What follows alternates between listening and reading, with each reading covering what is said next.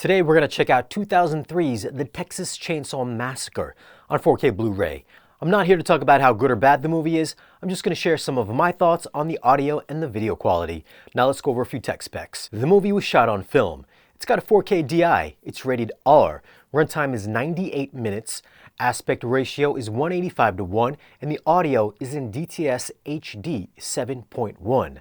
Now before we get into it, you can find a list of all the gear that I use for these 4K reviews down below in the video's description. Coming from the older Blu-ray, which had a true HD 5.1 mix, this one is in DTS HD with a 7-channel mix. So having those extra 2 back channels does expand the soundstage depth-wise, giving it some extra nice ambiance overall. You'll be surrounded by crickets and birds for most of the outside shots, while the ominous music ramps up for the interior shots. There's not much in the way of directional effects. However, I did notice Leatherface in the back speakers for one scene, and there was another scene where there's a door slam or a trunk slam or something that happens in the right back corner of the room. Other than that, the music is the main player. Bass response was decent for the more dangerous moments and added some low-end rumble. It never kicked into high gear, so your subwoofers won't really have too much work to do. And the dialogue always remained easy to hear. Comparing this to the previous Blu-ray, this is a night and day difference from a resolution standpoint. The Blu-ray comes across much softer with fine detail looking kind of blurry, almost like someone rubbed Vaseline over the screen. The fine ribbed texture on Jessica's tank top is now razor sharp, as well as the creases and the weaving texture on her cowboy hat. Backgrounds are even more grittier and dirty looking, revealing rust and peeling paint on those old houses, while the landscape scenery gets a nice bump in sharpness for grass and trees and other foliage.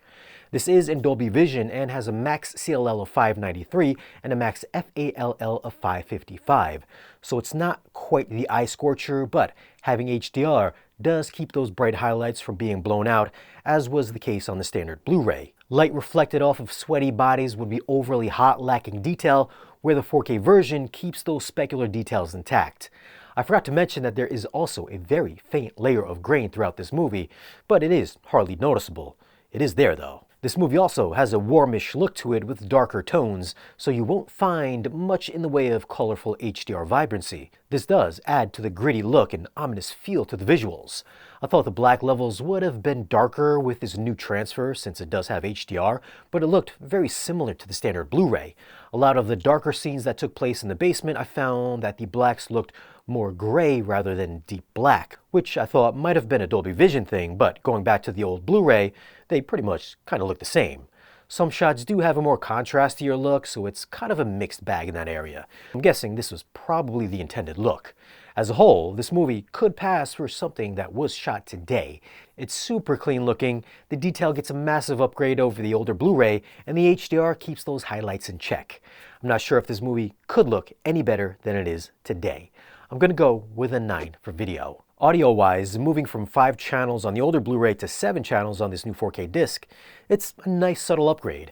I didn't feel there was anything noteworthy as far as surround effectiveness, but the score sounded great, and if you want to upmix this using either Neural X or Dolby Surround, you can get an even bigger soundstage for a more grandiose experience.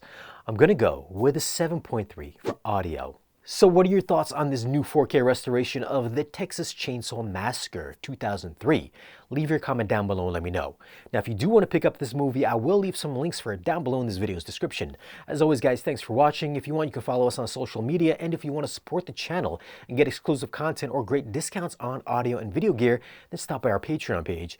Be sure to like this video if you found it useful and subscribe if you haven't already. And I'll catch you again in the next video.